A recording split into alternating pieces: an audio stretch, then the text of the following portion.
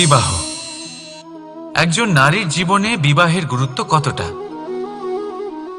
আসুন আমরা কথা বলি রুক্মিণীকে নিয়ে। একজন নারী যিনি পবিত্র মানসিকতা নিয়ে কাউকে ভালোবেসেছেন, তাকে বিয়ে করতে চেয়েছেন। এবার বিয়ে মানে কাউকে পাওয়া, মানে কারোর হাত ধরে আগামী সমস্ত জীবন তার সাথে কাটিয়ে দেওয়া।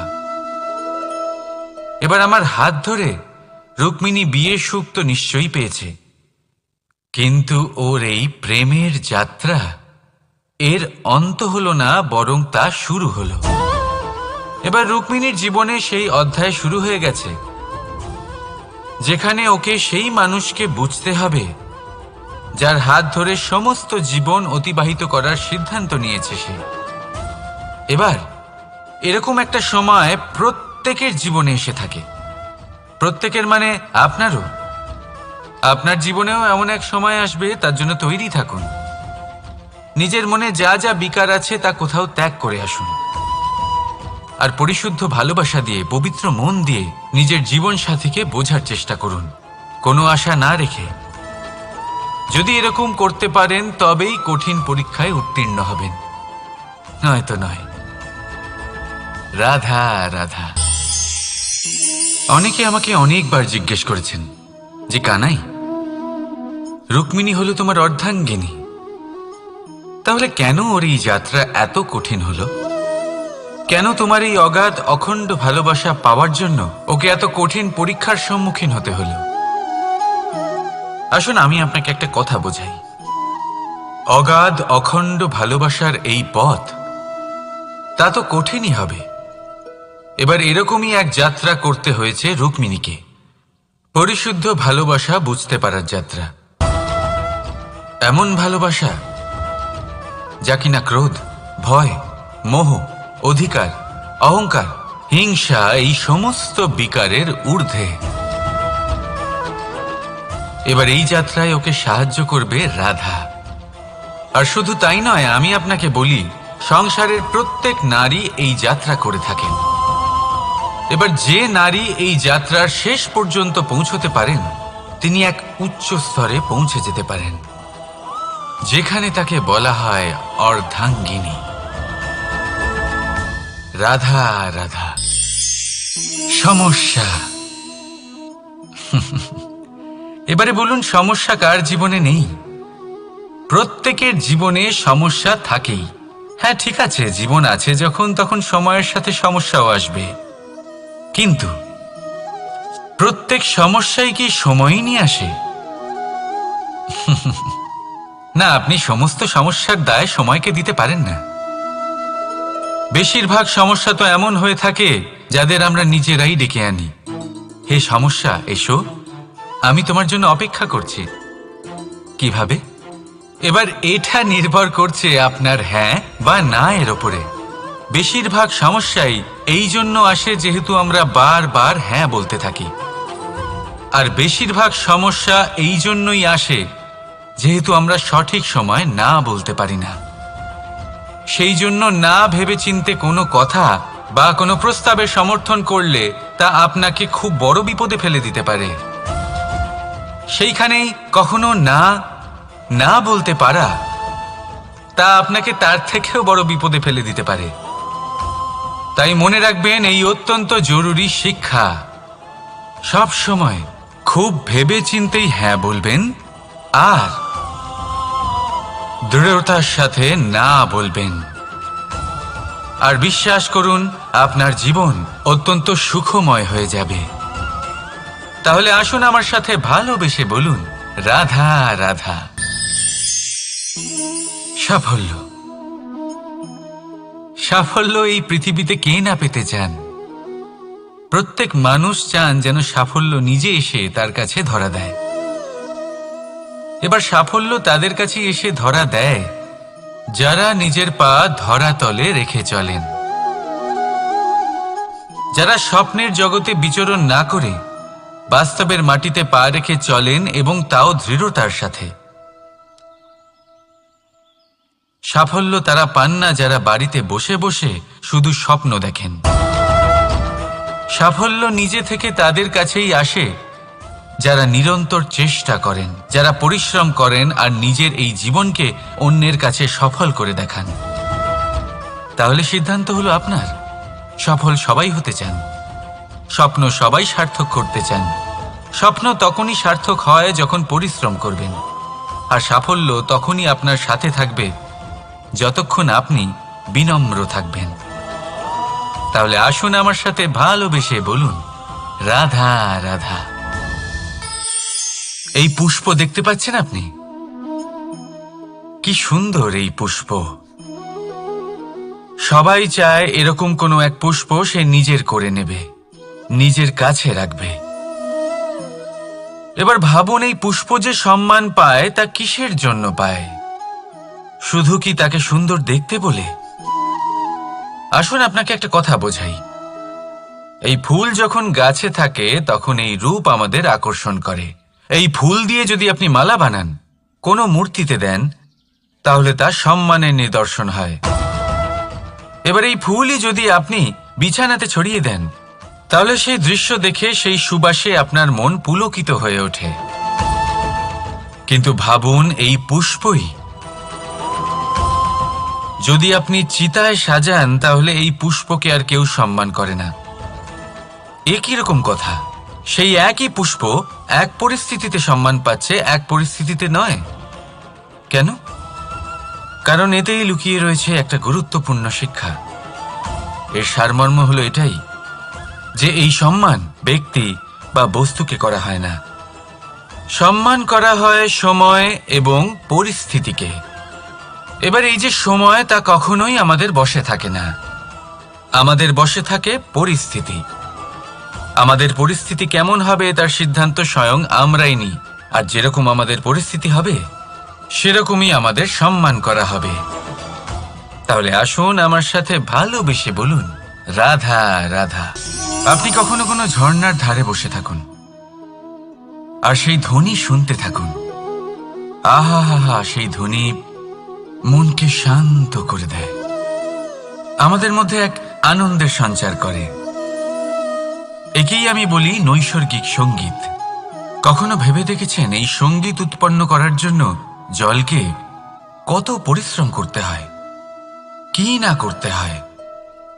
ভেবে দেখুন, সেই জল কোথা কোথা থেকে পড়েছে, কত কত পাথরের সাথে ধাক্কা খেয়েছে, কত তীক্ষ্ণ পাথরের সাথে সম্মুখীন হয়েছে, তাকে কিভাবে পার করেছে, নিজের শরীরের সাথে লেগে থাকা সেই পাথরের সাথে কিভাবে সংঘর্ষ করেছে, কিভাবে সামনে এগিয়েছে। ভাবুন, এই সব কিছু হওয়ার পরেই সেই সঙ্গীত উৎপন্ন হয়েছে।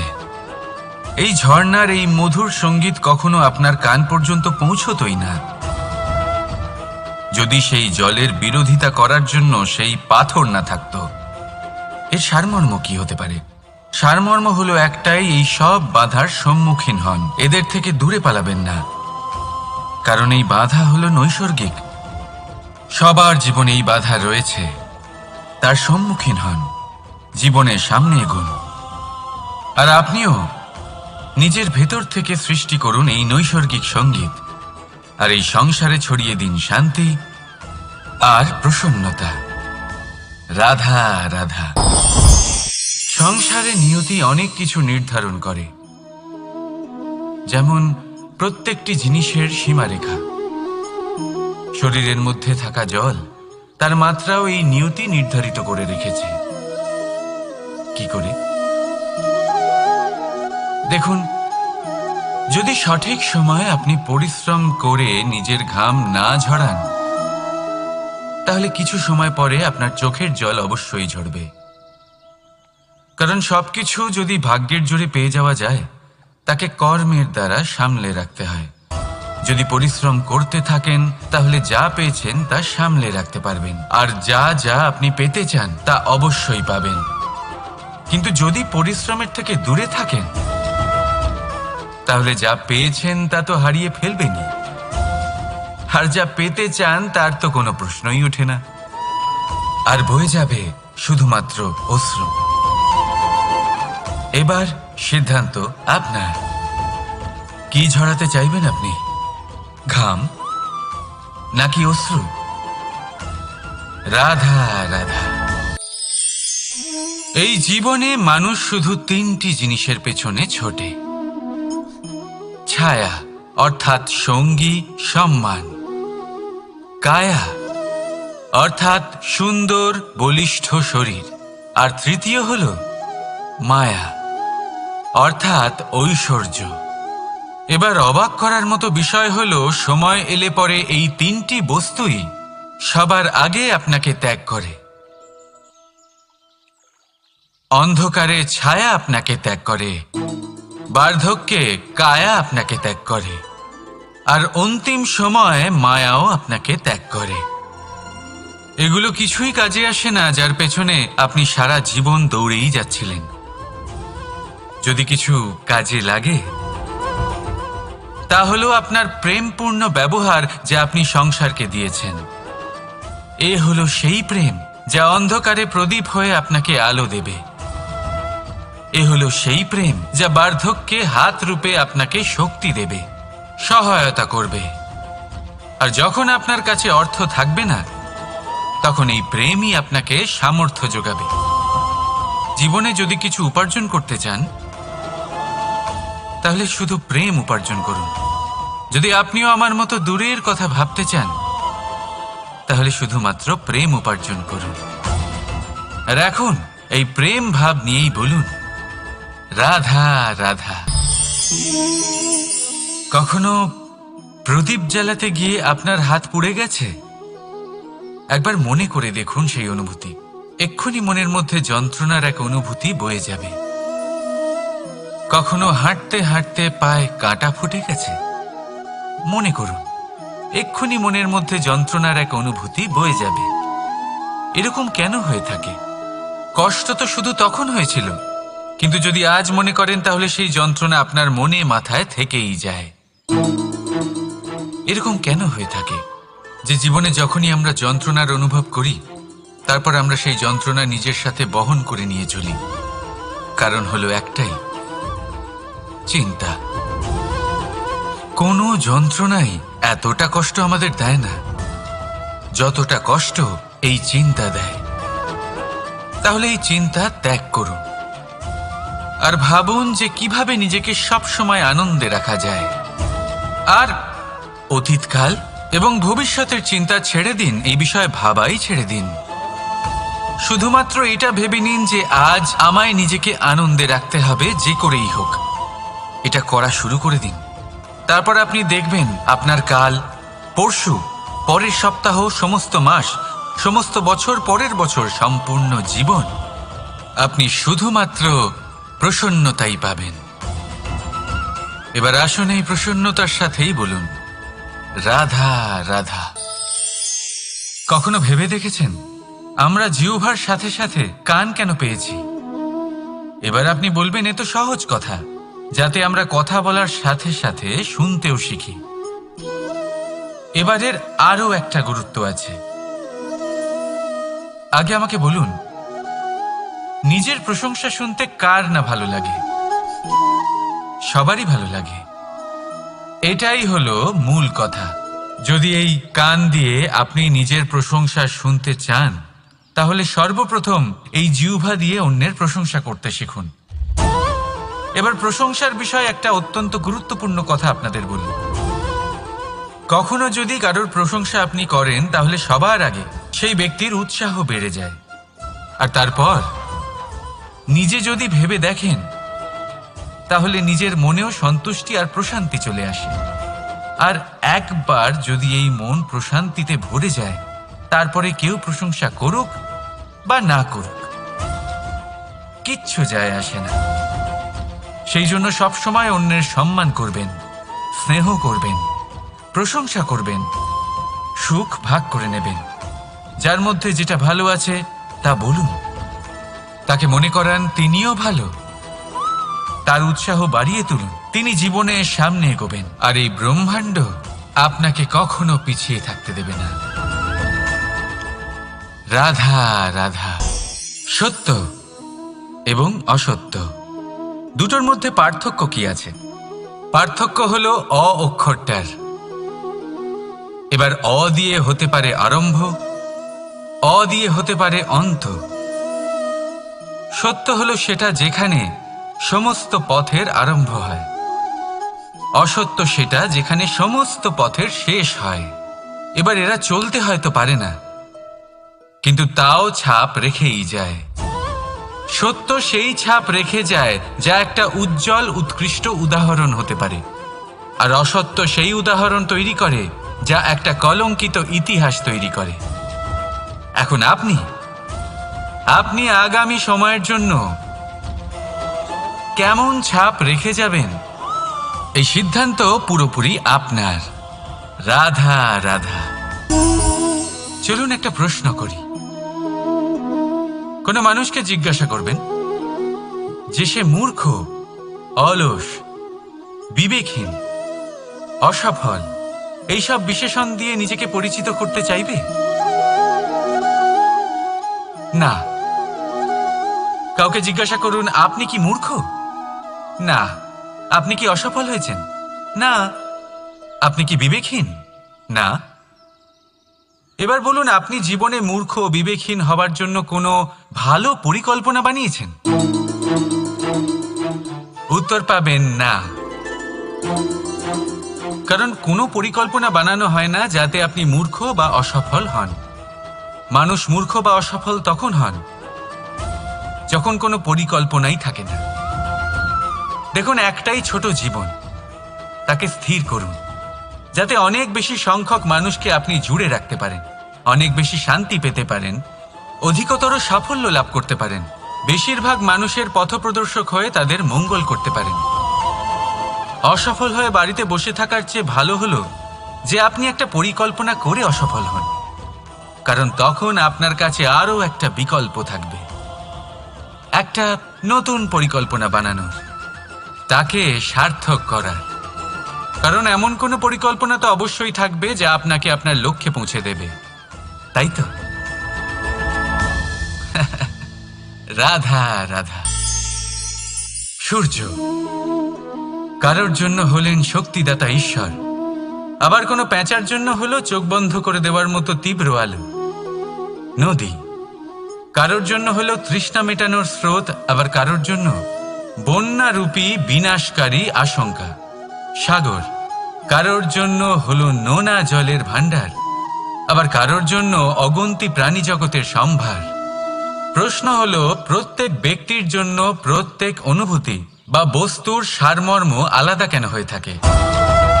যা কারোর জন্য হলো বিষ তা অন্য কারোর জন্য অমৃত কেন? যা কারোর জন্য অমৃত তা অন্যের জন্য বিষ কেন? উত্তর বড়ই সোজা। আমরা বস্তু বা অনুভূতিগুলিকে সেভাবে দেখি না যেরকম তা হয়ে থাকে। আমরা বস্তু বা অনুভূতিকে সেভাবে দেখি যেরকম আমরা হয়ে থাকি। এবার এর উপায় কি হতে পারে? নিজেকে পরিশুদ্ধ করুন, সব কিছুই শুদ্ধ হবে। রাধা রাধা। প্রেম, ঘৃণা, এই দুই হলো একই শব্দ। কিভাবে? দেখুন না, দুটোতেই আড়াই অক্ষর রয়েছে। দুটোই হলো সেই অনুভূতি যা আমাদের মনের সাথে জড়িত, আর এই দুই অনুভূতির সাথেই জড়িত মানুষ আমাদের জন্য গুরুত্বপূর্ণ। পার্থক্য শুধু এটাই যে প্রেম পায় সম্মান আর ঘৃণাকে করা হয় অবজ্ঞা। এরকম কেন? কারণ প্রেম হলো সেই অনুভূতি যেখানে মানুষ সব কিছু দিয়ে দিতে চায়, সব কিছু লুটিয়ে দিতে চায়। সেখানে ঘৃণা হলো এমন অনুভূতি যেখানে মানুষ সব কিছু কেড়ে নিতে চায়, সব কিছু জিতে নিতে চায়। তাও প্রেমের অনুভূতি কখনো আপনাকে হারতে দেয় না, আর ঘৃণার অনুভূতি কখনো আপনাকে জিততে দেয় না। এবার কি করবেন আপনি? একটাই জীবন, ঘৃণার সাথে বাঁচবেন নাকি প্রেমের সাথে? আমি তো প্রেমকেই চয়ন করব। রাধা রাধা।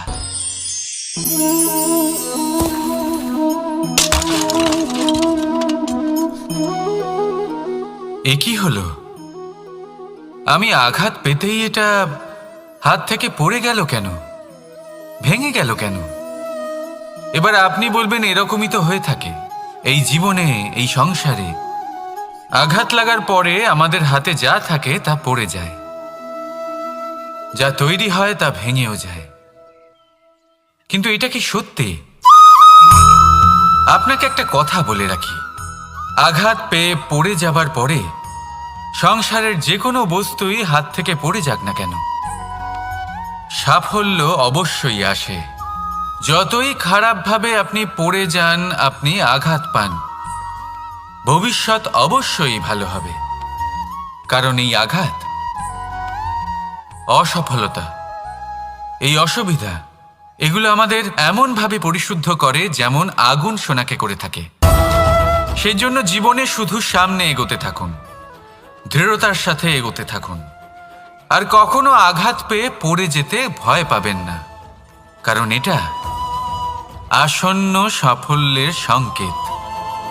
আর সাফল্য তখনই আসবে যখন আপনি পড়ে যাবেন, যখন আপনি আবার উঠে দাঁড়াবেন এবং আপনি আবার জীবনে সামনে এগোতে থাকবেন। রাধা রাধা। বিবাহ। একজন নারীর জীবনে বিবাহের গুরুত্ব কতটা? আসুন আমরা কথা বলি রুক্মিণীকে নিয়ে। একজন নারী যিনি পবিত্র মানসিকতা নিয়ে কাউকে ভালোবেসেছেন, তাকে বিয়ে করতে চেয়েছেন।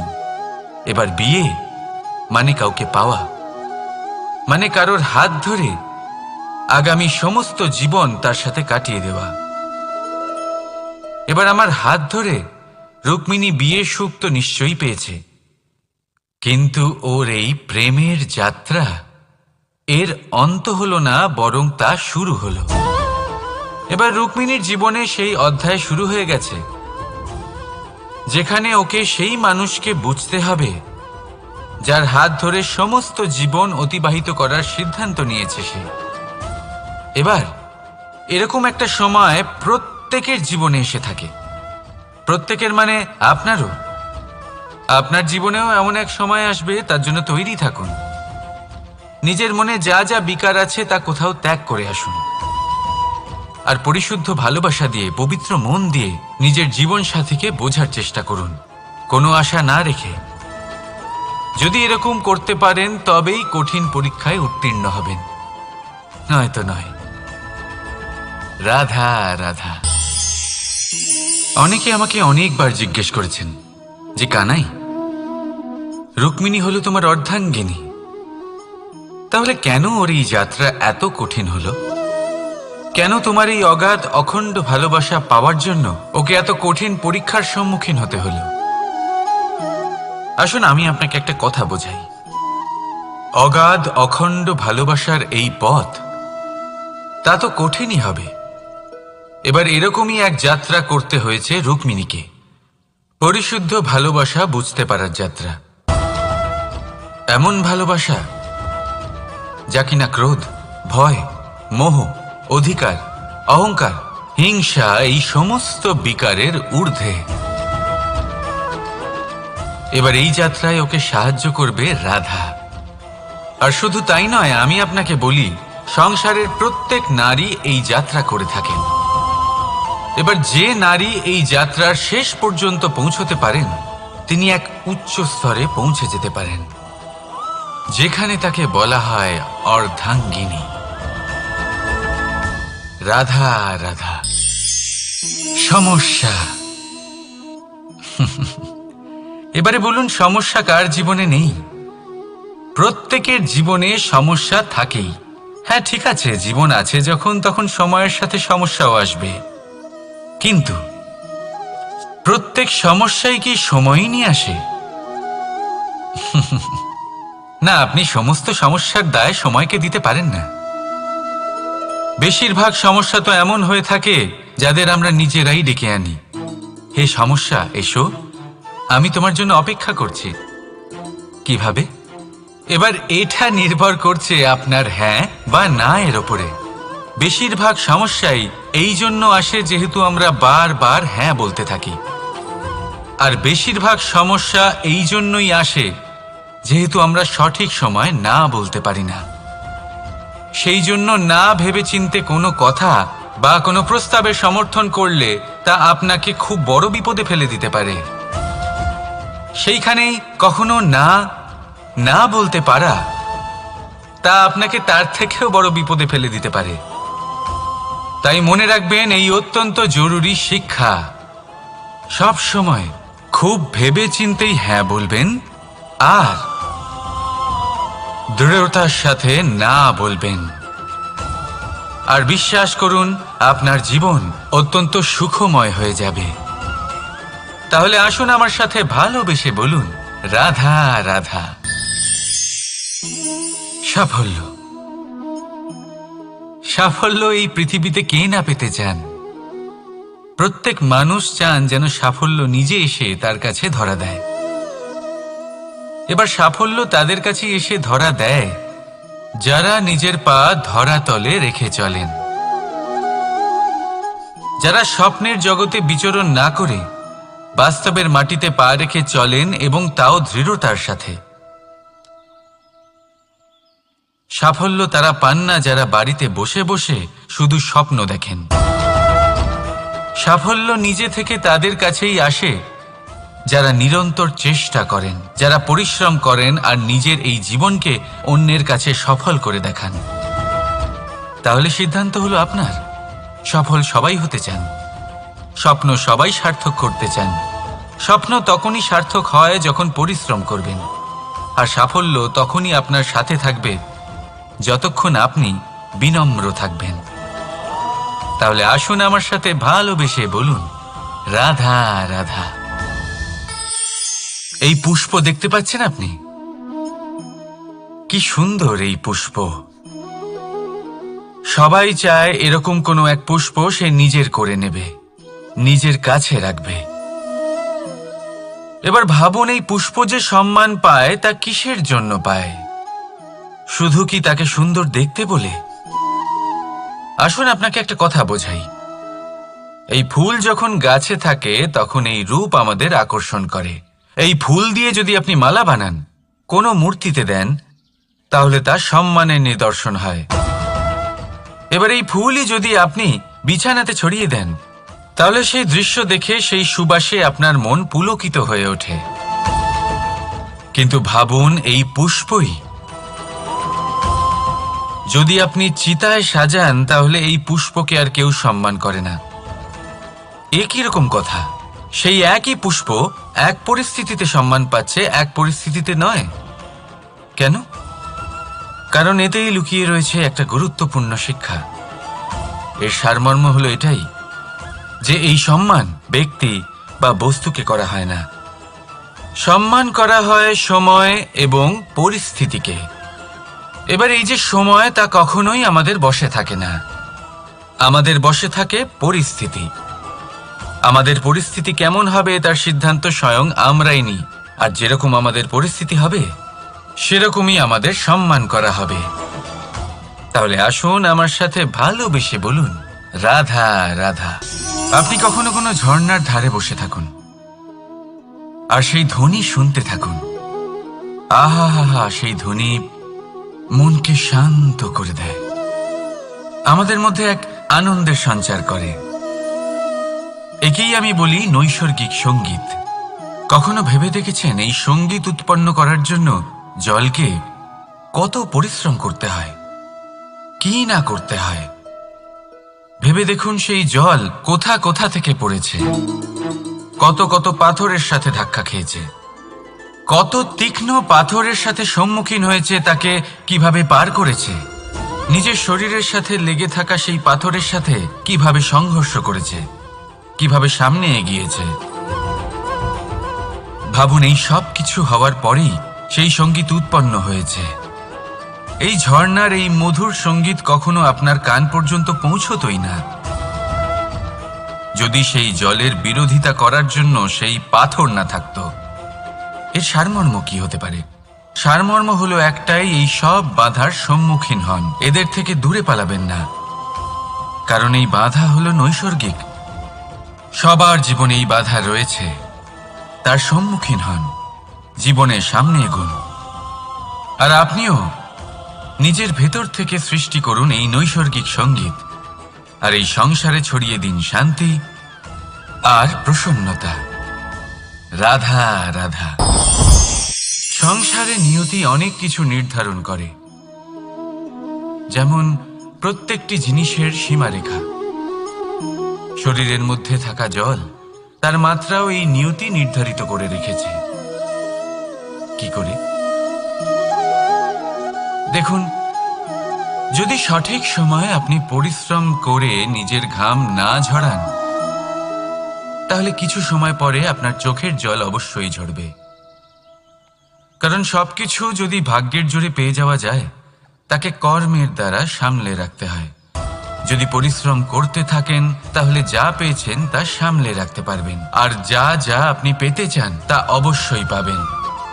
কিন্তু যদি পরিশ্রমের থেকে দূরে থাকেন, তাহলে যা পেয়েছেন তা তো হারিয়ে ফেলবেনই, আর যা পেতে চান তার তো কোনো প্রশ্নই ওঠে না, আর বয়ে যাবে শুধুমাত্র অশ্রু। এবার সিদ্ধান্ত আপনার। কি ঝরাতে চাইবেন আপনি? ঘাম নাকি অশ্রু? রাধা রাধা। এই জীবনে মানুষ শুধু তিনটি জিনিসের পেছনে ছোটে: ছায়া অর্থাৎ সঙ্গী সম্মান, কায়া অর্থাৎ সুন্দর বলিষ্ঠ শরীর, আর তৃতীয় হল মায়া অর্থাৎ ঐশ্বর্য। এবার অবাক করার মতো বিষয় হলো, সময় এলে পরে এই তিনটি বস্তুই সবার আগে আপনাকে ত্যাগ করে। অন্ধকারে ছায়া আপনাকে ত্যাগ করে, বার্ধক্যে কায়া আপনাকে ত্যাগ করে, আর অন্তিম সময়ে মায়াও আপনাকে ত্যাগ করে। এগুলো কিছুই কাজে আসে না যার পেছনে আপনি সারা জীবন দৌড়েই যাচ্ছিলেন।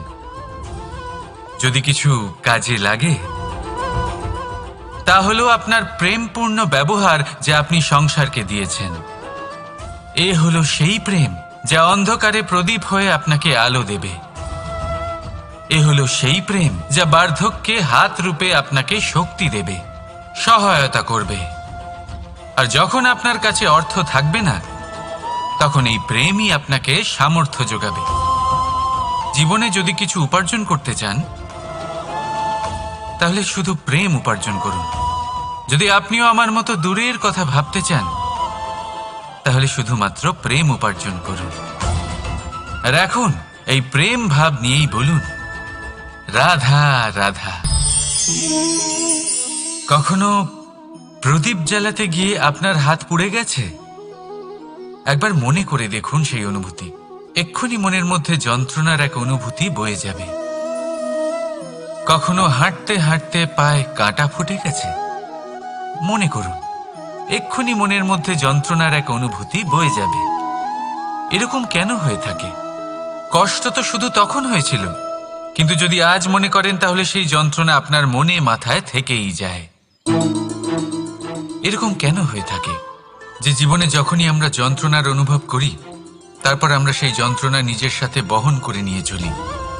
কারণ হলো একটাই, চিন্তা। কোনো যন্ত্রণাই এতটা কষ্ট আমাদের দেয় না যতটা কষ্ট এই চিন্তা দেয়। তাহলে এই চিন্তা ত্যাগ করুন, আর ভাবুন যে কিভাবে নিজেকে সবসময় আনন্দে রাখা যায়। আর অতীতকাল এবং ভবিষ্যতের চিন্তা ছেড়ে দিন, এই বিষয়ে ভাবাই ছেড়ে দিন। শুধুমাত্র এটা ভেবে নিন যে আজ আমায় নিজেকে আনন্দে রাখতে হবে, যে করেই হোক। এটা করা শুরু করে দিন। তারপর আপনি দেখবেন আপনার কাল, পরশু, পরের সপ্তাহ, সমস্ত মাস, সমস্ত বছর, পরের বছর, সম্পূর্ণ জীবন আপনি শুধুমাত্র প্রসন্নতাই পাবেন। এবার আসুন এই প্রসন্নতার সাথেই বলুন, রাধা রাধা। কখনো ভেবে দেখেছেন আমরা জিহ্বার সাথে সাথে কান কেন পেয়েছি? এবার আপনি বলবেন, এ তো সহজ কথা, যাতে আমরা কথা বলার সাথে সাথে শুনতেও শিখি। এবারের আরো একটা গুরুত্ব আছে। আগে আমাকে বলুন, নিজের প্রশংসা শুনতে কার না ভালো লাগে? সবারই ভালো লাগে। এটাই হলো মূল কথা। যদি এই কান দিয়ে আপনি নিজের প্রশংসা শুনতে চান, তাহলে সর্বপ্রথম এই জিহ্বা দিয়ে অন্যের প্রশংসা করতে শিখুন। এবার প্রশংসার বিষয়ে একটা অত্যন্ত গুরুত্বপূর্ণ কথা আপনাদের বলি। কখনো যদি কারোর প্রশংসা আপনি করেন তাহলে সবার আগে সেই ব্যক্তির উৎসাহ বেড়ে যায়, আর তারপর নিজে যদি ভেবে দেখেন তাহলে নিজের মনেও সন্তুষ্টি আর প্রশান্তি চলে আসে। আর একবার যদি এই মন প্রশান্তিতে ভরে যায়, তারপরে কেউ প্রশংসা করুক বা না করুক কিচ্ছু যায় আসে না। সেই জন্য সবসময় অন্যের সম্মান করবেন, স্নেহ করবেন, প্রশংসা করবেন, সুখ ভাগ করে নেবেন। যার মধ্যে যেটা ভালো আছে তা বলুন, তাকে মনে করান তিনিও ভালো, তার উৎসাহ বাড়িয়ে তুলুন। তিনি জীবনে সামনে এগোবেন, আর এই ব্রহ্মাণ্ড আপনাকে কখনো পিছিয়ে থাকতে দেবে না। রাধা রাধা। সত্য এবং অসত্য দুটোর মধ্যে পার্থক্য কি আছে? পার্থক্য হলো অ অক্ষরটার। এবার অ দিয়ে হতে পারে আরম্ভ, অ দিয়ে হতে পারে অন্ত। সত্য হলো সেটা যেখানে সমস্ত পথের আরম্ভ হয়, অসত্য সেটা যেখানে সমস্ত পথের শেষ হয়। এবার এরা চলতে হয়তো পারে না, কিন্তু তাও ছাপ রেখেই যায়। সত্য সেই ছাপ রেখে যায় যা একটা উজ্জ্বল উৎকৃষ্ট উদাহরণ হতে পারে, আর অসত্য সেই উদাহরণ তৈরি করে যা একটা কলঙ্কিত ইতিহাস তৈরি করে। এখন আপনি আগামী সময়ের জন্য কেমন ছাপ রেখে যাবেন, এই সিদ্ধান্ত পুরোপুরি আপনার। রাধা রাধা। চলুন একটা প্রশ্ন করি। কোনো মানুষকে জিজ্ঞাসা করবেন যে সে মূর্খ, অলস, বিবেকহীন, অসফল এইসব বিশেষণ দিয়ে নিজেকে পরিচিত করতে চাইবে? না। কাউকে জিজ্ঞাসা করুন আপনি কি মূর্খ? না। আপনি কি অসফল হয়েছেন? না। আপনি কি বিবেকহীন? না। এবার বলুন আপনি জীবনে মূর্খ ও বিবেকহীন হবার জন্য কোনো ভালো পরিকল্পনা বানিয়েছেন? উত্তর পাবেন না। কারণ কোনো পরিকল্পনা বানানো হয় না যাতে আপনি মূর্খ বা অসফল হন। মানুষ মূর্খ বা অসফল তখন হন যখন কোনো পরিকল্পনাই থাকে না। দেখুন, একটাই ছোট জীবন, তাকে স্থির করুন যাতে অনেক বেশি সংখ্যক মানুষকে আপনি জুড়ে রাখতে পারেন, অনেক বেশি শান্তি পেতে পারেন, অধিকতর সাফল্য লাভ করতে পারেন, বেশিরভাগ মানুষের পথপ্রদর্শক হয়ে তাদের মঙ্গল করতে পারেন। অসফল হয়ে বাড়িতে বসে থাকার চেয়ে ভালো হলো যে আপনি একটা পরিকল্পনা করে অসফল হন, কারণ তখন আপনার কাছে আরও একটা বিকল্প থাকবে, একটা নতুন পরিকল্পনা বানানোর, তাকে সার্থক করার। কারণ এমন কোনো পরিকল্পনা তো অবশ্যই থাকবে যা আপনাকে আপনার লক্ষ্যে পৌঁছে দেবে, তাই তো? রাধা রাধা। সূর্য কারোর জন্য হলেন শক্তিদাতা ঈশ্বর, আবার কোনো প্যাঁচার জন্য হলো চোখ বন্ধ করে দেওয়ার মতো তীব্র আলো। নদী কারোর জন্য হলো তৃষ্ণা মেটানোর স্রোত, আবার কারোর জন্য বন্যারূপী বিনাশকারী আশঙ্কা। সাগর কারোর জন্য হলো নোনা জলের ভাণ্ডার, আবার কারোর জন্য অগন্তি প্রাণী জগতের সম্ভার। প্রশ্ন হলো প্রত্যেক ব্যক্তির জন্য প্রত্যেক অনুভূতি বা বস্তুর সারমর্ম আলাদা কেন হয়ে থাকে? যা কারোর জন্য হলো বিষ তা অন্য কারোর জন্য অমৃত কেন? যা কারোর জন্য অমৃত তা অন্যের জন্য বিষ কেন? উত্তর বড়ই সোজা। আমরা বস্তু বা অনুভূতিগুলিকে সেভাবে দেখি না যেরকম তা হয়ে থাকে। আমরা বস্তু বা অনুভূতিকে সেভাবে দেখি যেরকম আমরা হয়ে থাকি। এবার এর উপায় কি হতে পারে? নিজেকে পরিশুদ্ধ করুন, সব কিছুই শুদ্ধ হবে। রাধা রাধা।